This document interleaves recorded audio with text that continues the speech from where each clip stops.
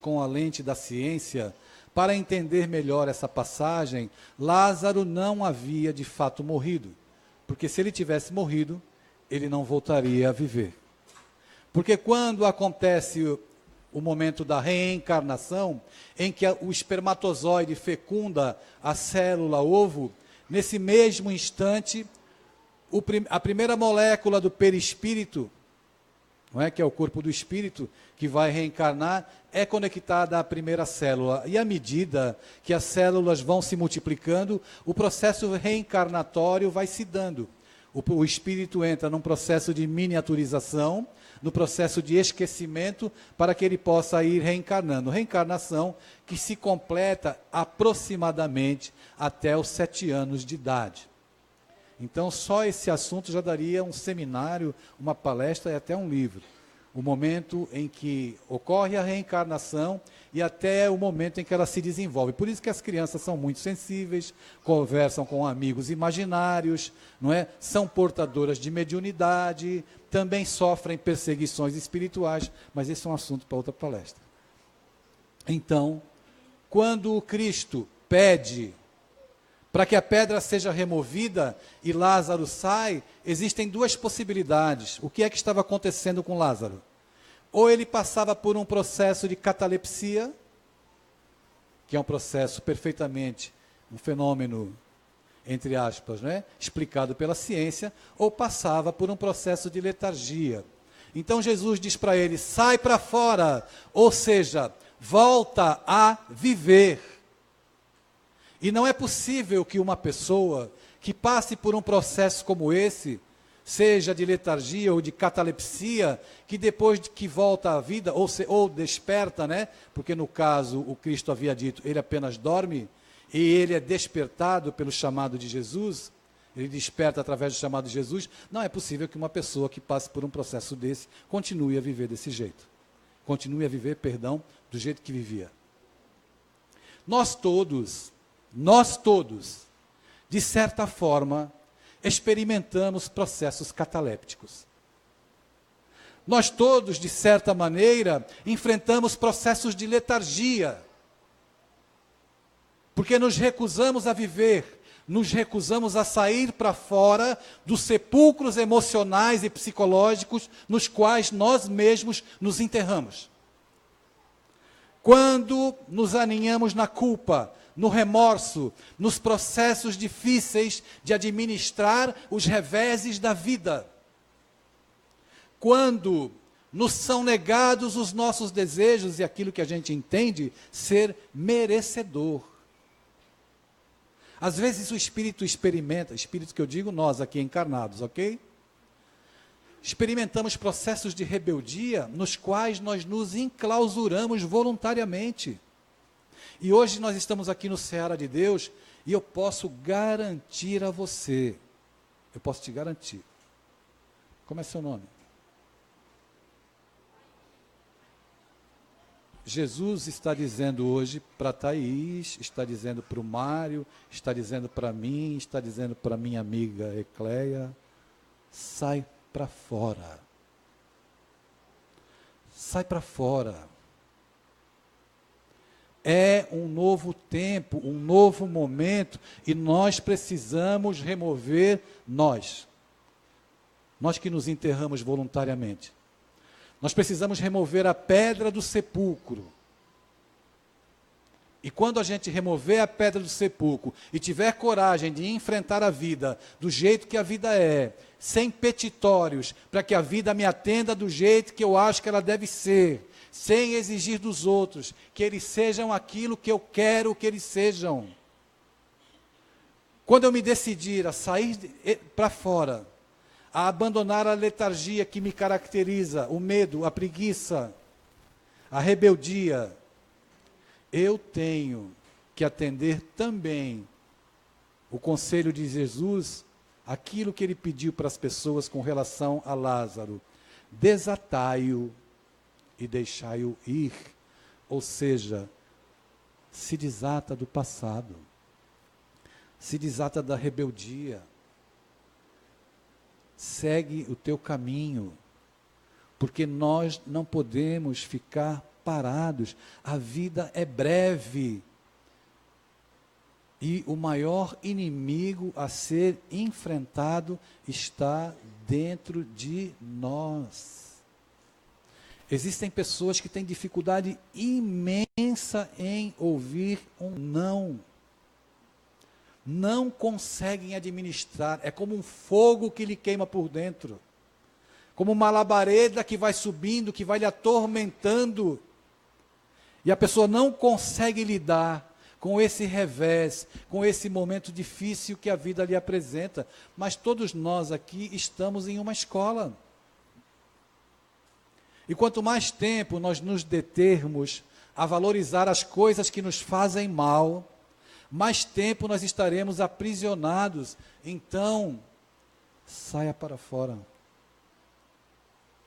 Saia para fora desses conceitos que dominam a sua vida há tanto tempo, lhe fazendo sofrer.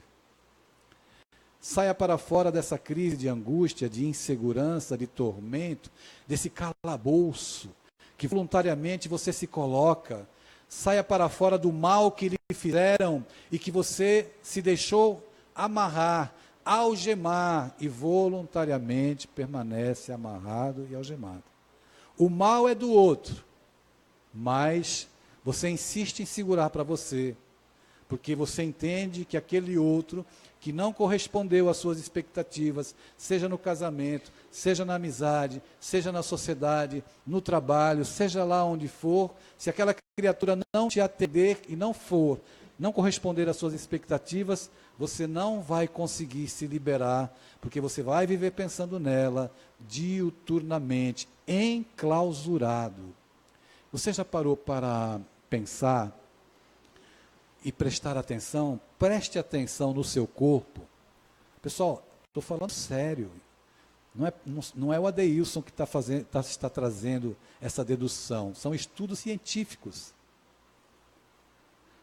No instante em que você está com raiva, em que você está encolerizado, todo o processo do teu equilíbrio enzimático, o quimismo cerebral se altera, nós entramos em estado de descompensação, perdemos a lucidez, consequentemente, perdemos o controle, nos tornamos marionetes nas mãos de espíritos perturbados e perturbadores. E aí, com todo esse cabedal, esse manancial de informações, o que é que nós vamos fazer da nossa vida? Nós vamos continuar como reféns? Nós vamos continuar a experimentar dores de cabeça, porque ouvimos algo que não gostamos e somatizamos aquilo no nosso corpo, porque o nosso orgulho não nos permite aceitar qualquer palavra que nos cause algum agravo?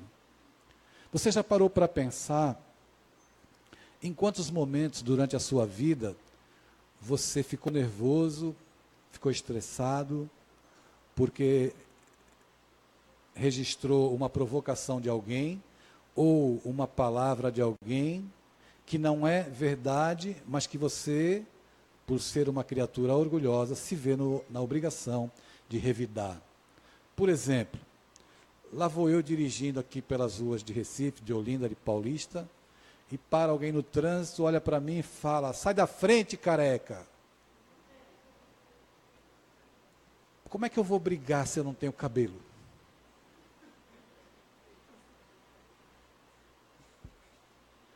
Mas, dependendo do tom que a pessoa use, eu posso entender que ela está me chamando para briga, e isso não pode ficar assim. Eu não posso levar desaforo para casa. Para casa, eu só devo levar dor de cabeça, gastrite, estresse, pressão alta. Porque as pessoas estão desequilibradas e elas não medem e não perdem a oportunidade de lhe ofender. Se me chamarem de filho da fruta, por exemplo, eu não sou, a minha mãe está com 94 anos, lá em São Paulo, tadinha, está insistindo em ficar encarnada, não é? Como eu brinco com ela: mãe, a senhora está insistindo em ficar aqui. e ela ri gostosamente. Ela não é aquilo que estão dizendo. Por que é que eu tenho que me defender da mentira? Mas normalmente nós registramos o xingamento, o nosso orgulho é ferido e nós revidamos. Nesse caso, o mal do outro passou a ser o meu mal. Aquilo que me atiraram como um xingamento ou como uma agressão, eu registrei, assimilei e fiquei com aquilo para mim. Quando eu chego em casa, se eu chutar o meu cachorro pode ir morder a perna de alguém. Porque ele assimilou a minha raiva, a minha vibração, a minha condição energética totalmente destemperada. É muito comum as pessoas entrarem em processo de ansiedade, não é? Quando elas são agredidas, elas se estressam. Não, aqui no Nordeste não se estressa, né? Se estressa lá na minha terra, São Paulo. Aqui a gente se arreta, não é assim? Entrar em processo de arretamento, né, Mário? Existe essa palavra? Eu nem sei se existe, mas faz de conta. Né? Bom, foi criada agora, é um neologismo. Entra em processo de estresse profundo, e é claro, quantas pessoas não... isso não é brincadeira, viu, pessoal? Eu estou fazendo um humor para deixar o assunto leve, mas quantas pessoas não desencarnam em infartos fulminantes do miocárdio após uma crise de raiva? Muitas. E nós não temos ideia de como isso é delicado e como é grave. Vamos chamar, para ajudar a gente aqui, na nossa conversa, o Espírito Emmanuel. Ok? Pode ser, pessoal? Respondam logo para acabar logo, por favor. Pode ou não pode? Pode, né? Emmanuel, o nosso amigo Emmanuel, no prefácio do livro Vinha de Luz, traz as seguintes palavras que eu acho oportunas para a gente refletir na continuidade do nosso assunto. Emmanuel diz assim, aqui. Meu amigo, no vasto caminho da terra, cada criatura procura o alimento espiritual que lhe corresponde à posição evolutiva. Eu vou repetir porque vale a pena. Meu amigo, no vasto caminho da terra, cada criatura procura o alimento espiritual que lhe corresponde à posição evolutiva.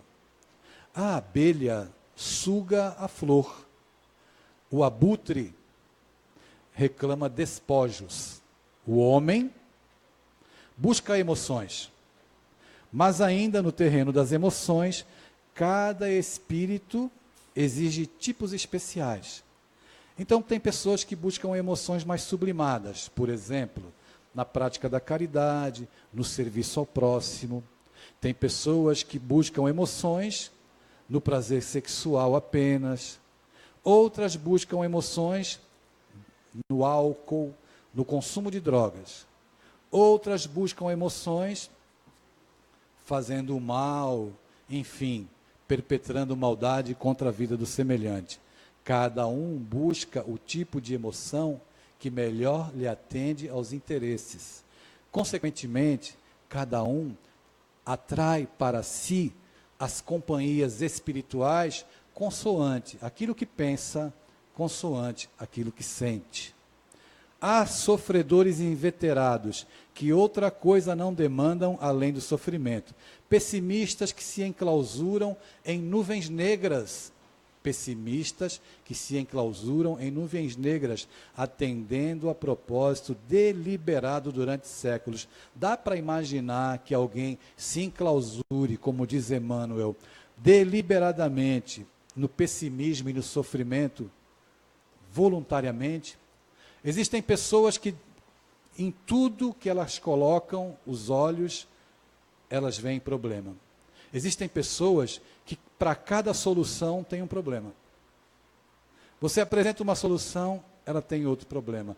Nunca as coisas caminham de maneira satisfatória. Nunca a vida experimenta um equilíbrio, porque a pessoa escolhe deliberadamente o sofrimento. A lente dos óculos dela é a lente do pessimismo, das vibrações inferiores, dos pensamentos mórbidos. Esses processos, ao longo do tempo, aliados a outros, não é, promovem o evento das doenças cancerígenas, das situações complicadas, difíceis, dos processos de depressão, os processos de perseguição, da baixa estima, do desejo do suicídio, porque as pessoas se abrigam na noite, se esquecendo que, por mais densa que seja a noite, 1 minuto depois da meia-noite já é nova madrugada. Portanto, é tempo de ter esperança, de fazer diferente. E prossegue Emmanuel. Suprem a mente de torturas contínuas e não pretendem construir senão a piedade alheia, sob a qual se comprazem. É o processo da vitimização. Existem aquelas pessoas que se aproximam apenas para se colocarem na posição de vítima. Não têm coragem de tomar uma atitude na vida diferente. Como eu disse no começo, experimentam um processo de letargia e estão dormindo. Por mais que você ofereça uma oportunidade, elas não querem. Elas querem a piedade alheia. E na piedade alheia, elas se comprazem, porque elas gostam de ser vistas como coitadinhas. Pessoas sempre necessitadas, ou seja, criaturas enfermas da alma. Temos também os ironistas, prossegue Emmanuel, e caçadores de gargalhadas, que apenas solicitam motivos para o sarcasmo de que se alimentam. Observamos os discutidores, que devoram páginas respeitáveis com o único objetivo de recolher contradições para sustentarem polêmicas infindáveis. Aquelas pessoas que sempre estão procurando um defeito para levarem os seus argumentos contra aquilo que está estabelecido. Pessoas inteligentes e respeitáveis, mas que adoram criar uma polêmica. Adoram criar uma confusão. Se está tudo em paz, fique tranquilo que daqui a pouco aparece alguém para arrumar a confusão, porque é inimigo da harmonia e da paz. São os polemistas. E nós temos muitos polemistas no nosso movimento espírita pelo país afora. Pessoas que leem, estudam, para descobrir um ponto, para criar uma polêmica, e às vezes até para desmerecer o trabalho de alguém que está há tanto tempo aí, não é? Se esforçando e se dedicando. Reparamos os temperamentos enfermiços que sorvem tóxicos intelectuais, em livros menos dignos, com a incompreensível alegria de quem traga envenenado licor. Pessoas que leem uma literatura que não é adequada, não é? Que incita os piores sentimentos e pensamentos, como se estivessem se embriagando. Da mesma forma, quando você se coloca diante da televisão na sua casa, dependendo da programação que você quer assistir, evidentemente que você vai cultivar um sentimento e um vínculo espiritual com entidades que têm o mesmo perfil vibratório, espíritos que vibram da mesma maneira. São muitas as situações, e segue Emmanuel, nos variados climas do mundo, há quem se nutra de tristeza. Veja você, nos variados climas do mundo, há quem se nutra de tristeza, de insulamento, de prazer barato, de revolta, de conflitos, de aflições, de mentiras.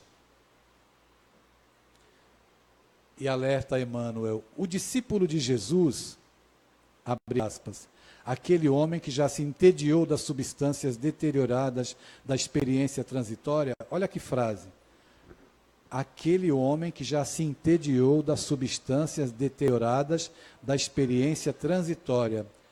Chega um ponto na vida de algumas pessoas em que algumas coisas não satisfazem mais, não tocam mais o coração, não atraem mais a nossa atenção, não são motivo de ações da nossa parte para que a gente se detenha em determinadas condutas com as quais nós não nos identificamos mais. Então, quando a gente vem a uma casa espírita, se propondo a ouvir uma palestra, a tomar um passe ou a se tornar um colaborador da casa espírita, é certo que a gente está querendo mudar alguma coisa na nossa vida. mudar a nossa compreensão. Nós estamos aqui porque nós somos criaturas enfermas. Todos nós temos necessidade de vigilância contínua, porque nós não conseguimos manter um padrão vibratório, ou de pensamento, ou de ações elevadas, não conseguimos manter e nós precisamos de ajuda. É a nossa grande realidade hoje. Somos criaturas que estamos de mãos estendidas, pedindo a ajuda dos céus, pedindo a ajuda dos bons espíritos. Todavia, o mais importante é que a gente saia para fora. Não dá para receber ajuda, e a ajuda não virá se nós permanecermos nesse estado letárgico que escolhemos para viver. Estado letárgico da mentira, da reclamação, da queixa exacerbada, do estado contínuo de pessimismo.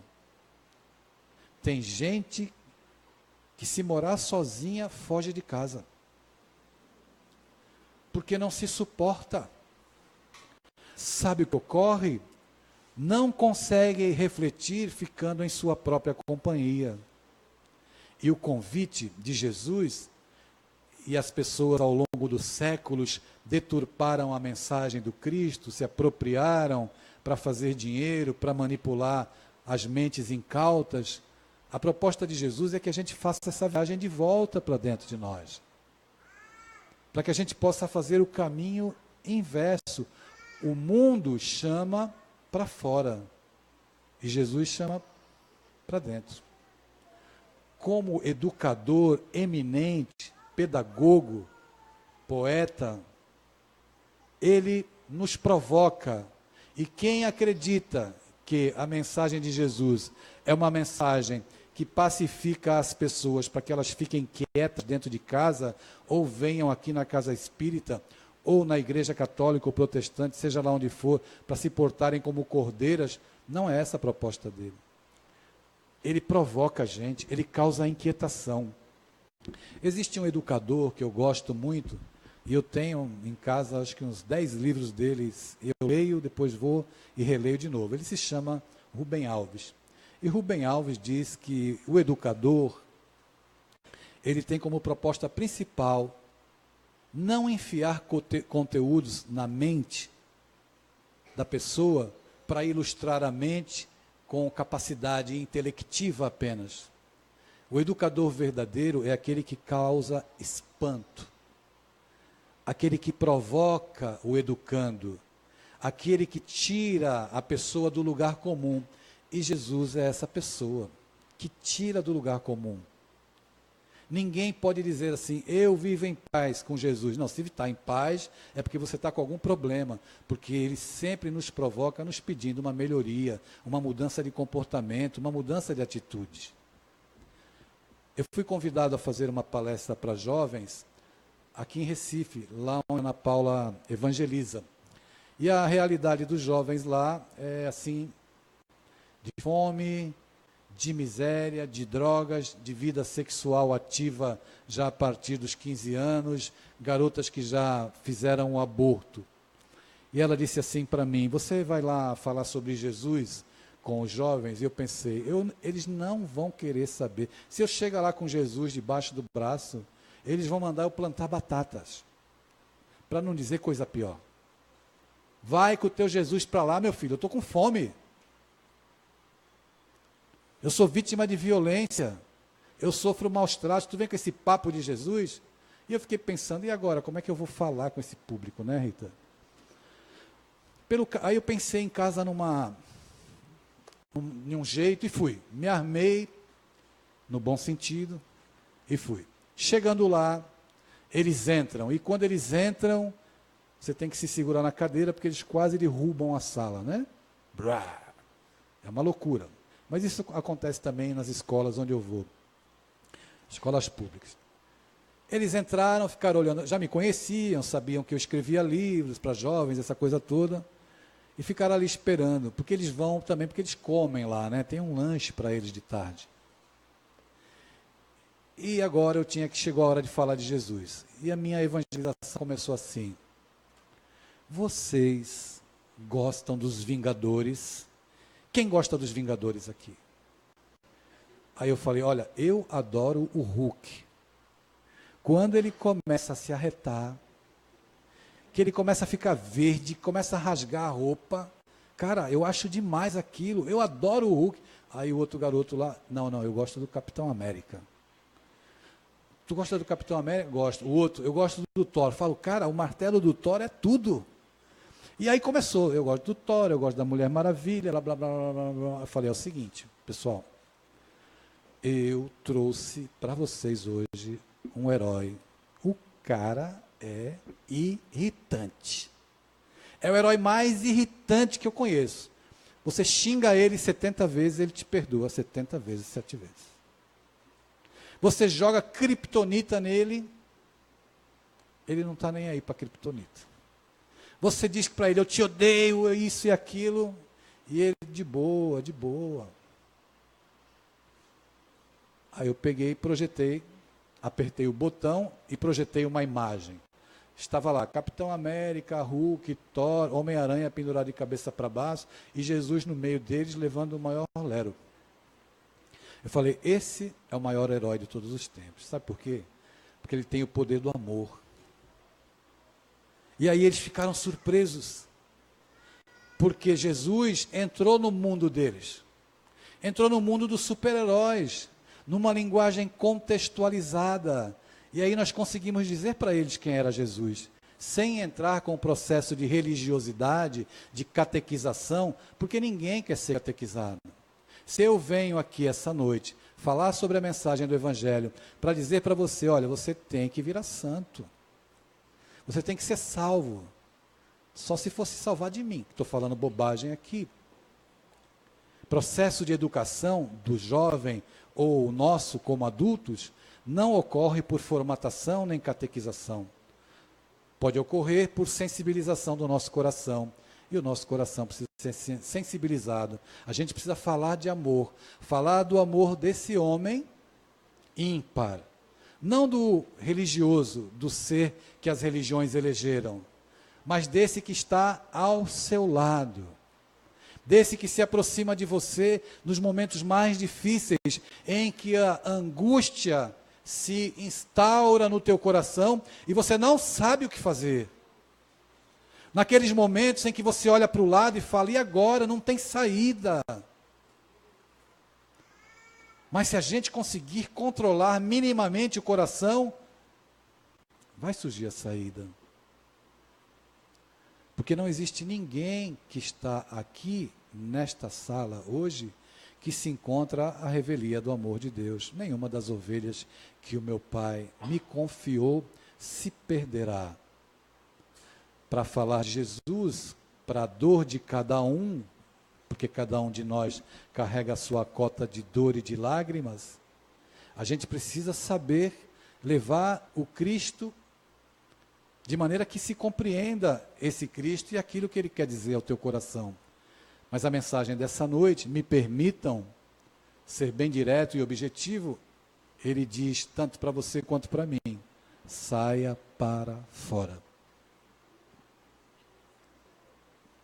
Saia para fora. Venha viver. Venha observar a tua vida sob uma nova perspectiva, de um novo ângulo, porque só assim nós conseguiremos superar, usar a sabedoria da água que não discute com o obstáculo, ela contorna o obstáculo. E existem alguns momentos que o obstáculo é absolutamente intransponível. Intransponível. Verdadeiramente intransponível. Certa feita, nós somos convidados a fazer palestra no interior de São Paulo, e eu não posso dizer o nome da cidade, é claro, porque vão identificar o problema. E chegando nessa casa, uma amiga me convidou, vamos fazer o evangelho no lar de uma família. Eu disse, vamos. Chegando lá, batemos palmas à porta, e veio uma senhora assim, franzina, miudinha, nos atender, os olhos azuis da cor do céu, brilhantes. Ela, com um sorriso no rosto, abriu o portão, nos convidando a entrar. Na hora em que eu coloquei os pés para dentro do portão, eu escutei uns barulhos assim, dentro da casa, um barulho seco, oco, um barulho estranho. Fomos pelo lado da casa, caminhamos pela lateral para entrar pela cozinha. E à medida que eu caminhava pelo lado, aquele barulho aumentava dentro da casa. Eu não conseguia saber o que era aquilo, não identificava. Entrei. E ela passou à frente e foi para a sala. Chegando na sala, o quadro com o qual eu me deparei ficou inesquecível e um registro para a minha vida. Porque na sala havia uma jovem de aproximadamente 25 anos, que batia com a cabeça na parede. A parede era toda forrada de papelão. As janelas não tinham vidro. Foram colocadas peças de madeira. E ela batia com a cabeça continuamente.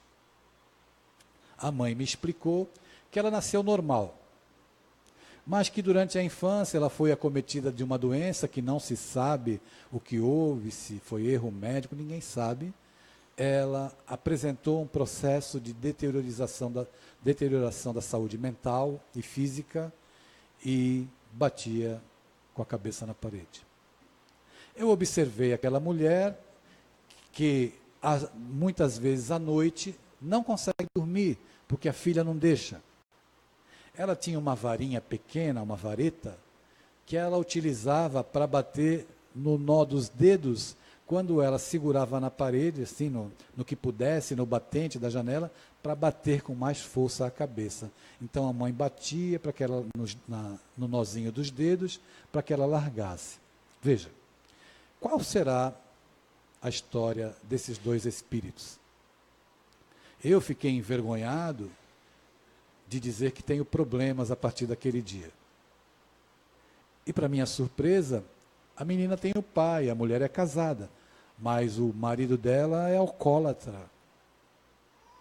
Então ela tem uma filha naquelas condições e um marido alcoólatra. E aí eu fiquei mais envergonhado ainda. Realmente eu não tenho problemas. E ela nos pediu para fazer o evangelho no lar. Nós fizemos o evangelho e, em algumas situações, depois do evangelho, durante o evangelho, por incrível que pareça, ela não bateu com a cabeça na parede, mas depois nós fomos embora e, é claro, ela continuou vivendo o drama dela. Quantos dramas não existem, os quais nós não temos conhecimento? E a gente, às vezes, está com a unha encravada e fica valorizando a unha encravada, e se queixando de que a unha está encravada. E quando a unha não está encravada, a gente encrava ela para chorar e reclamar. Porque nós não podemos viver sem um problema.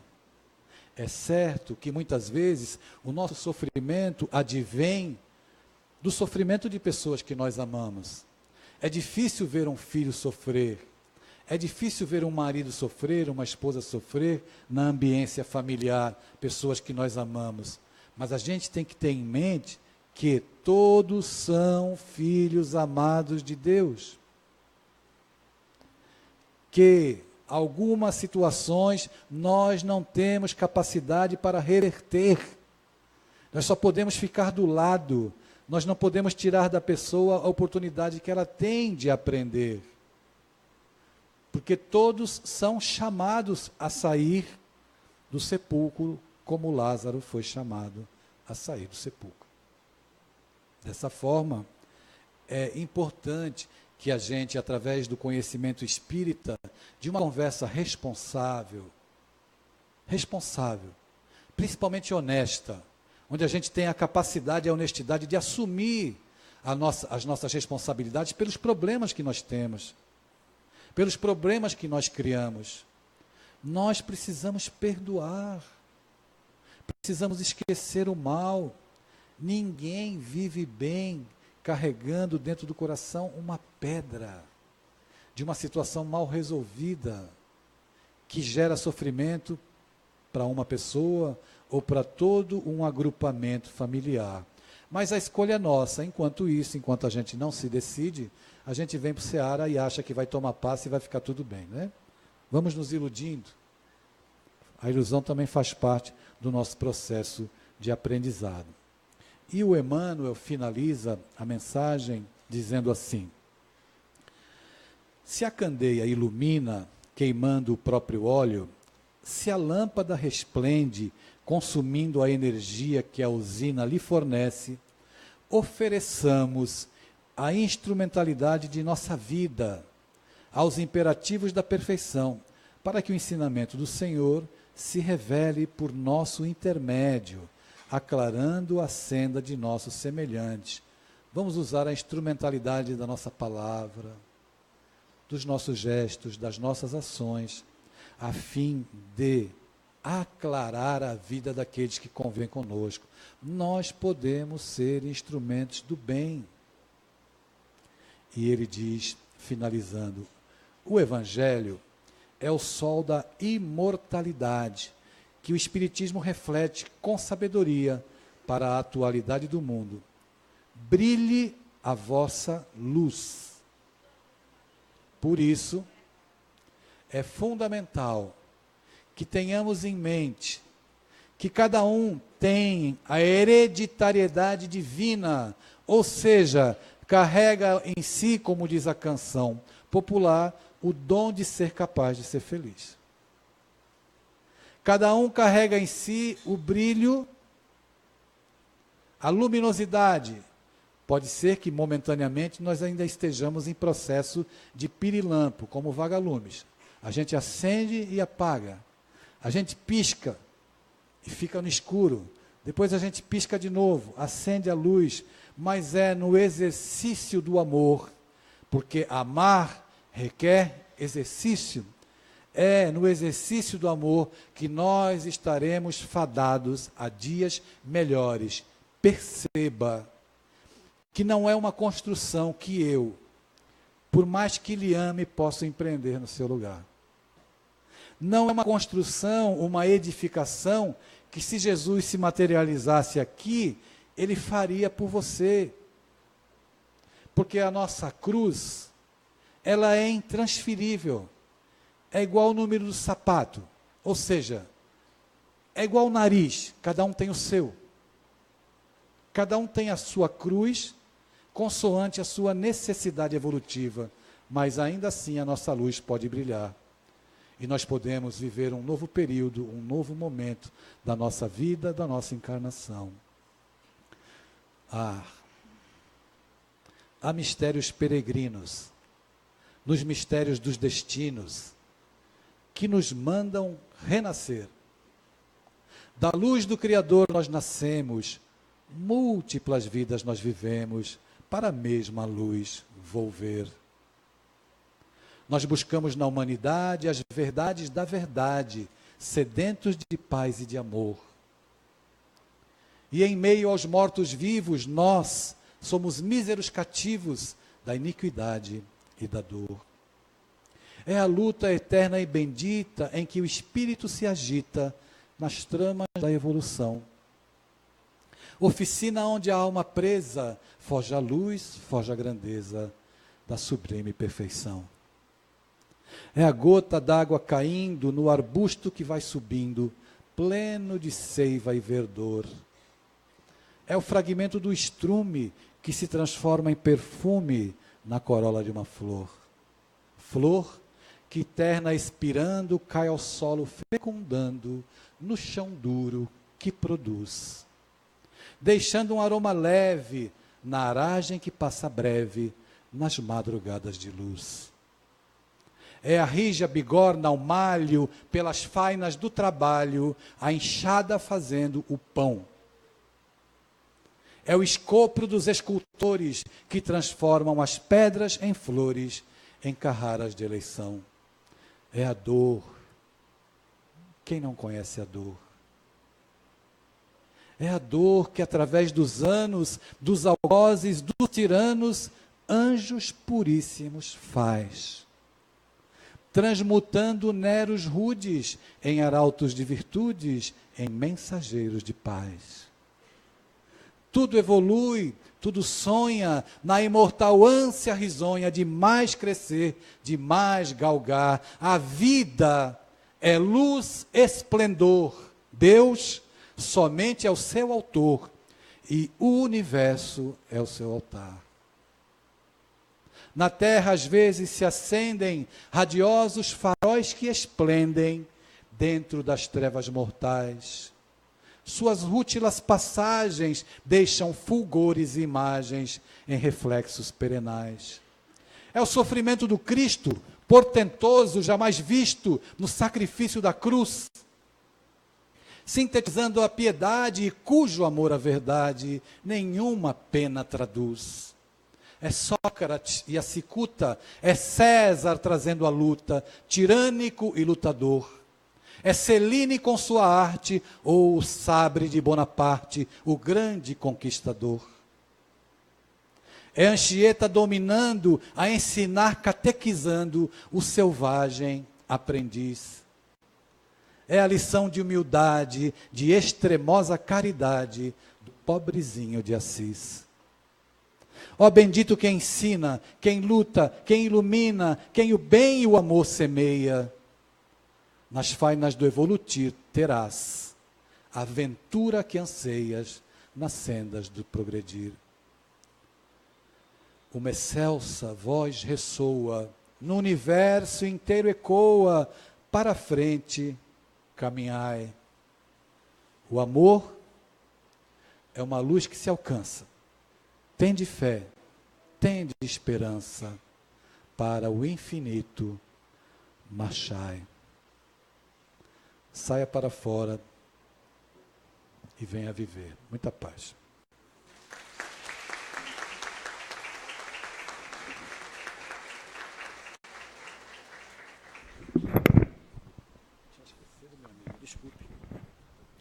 Magnífico, não é?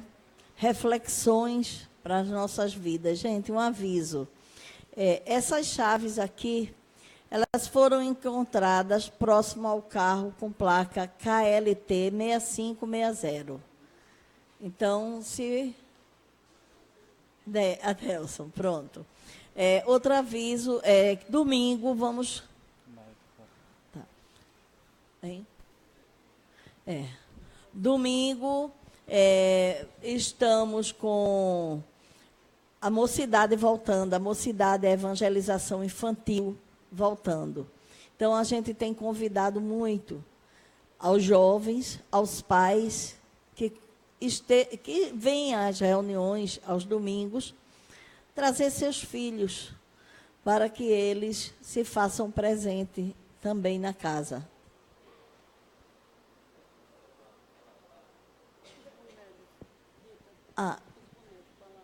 Sim, gente.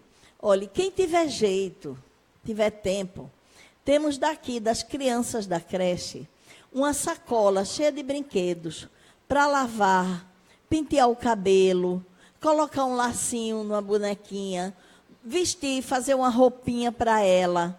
Então, quem quiser, é só vir aqui atrás pegar e nas reuniões podem trazer de volta, tá certo?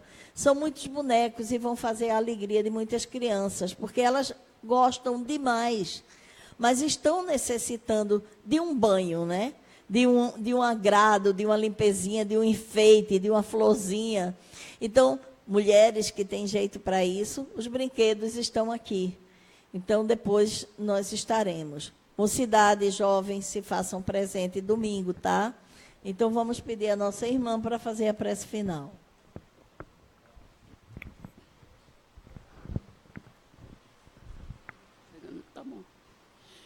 Boa noite a todos. Meus irmãos, elevemos o pensamento ao alto. Deus Pai de infinita bondade, te agradeço, Senhor, por essa noite abençoada, esse banquete espiritual. Jesus querido, Maria de Nazaré, humildemente eu peço, Senhor, derrama tuas bênçãos, Senhor, a todos que adentraram essa casa, encarnado, desencarnado, em nome de Jesus.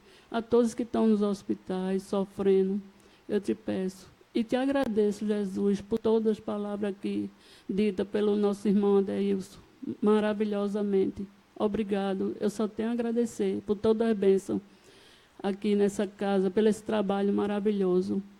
Obrigado, que todos vão para nossas casas com a paz, com o amor do Cristo no coração. Que assim seja. Em nome de Deus, em nome de Jesus, nosso irmão maior, em nome da espiritualidade, Francisco de Assis, patrono dessa casa, damos por encerrados os trabalhos e um feliz retorno aos lares para cada um de vocês. Rapazes que têm talento, temos o projeto Carnaval, então quem não estiver brincando e quiser passar aqui para ajudar, estaremos a postos. Não é, rapaz? Não é? Mas é assim mesmo. Olha aí, não estou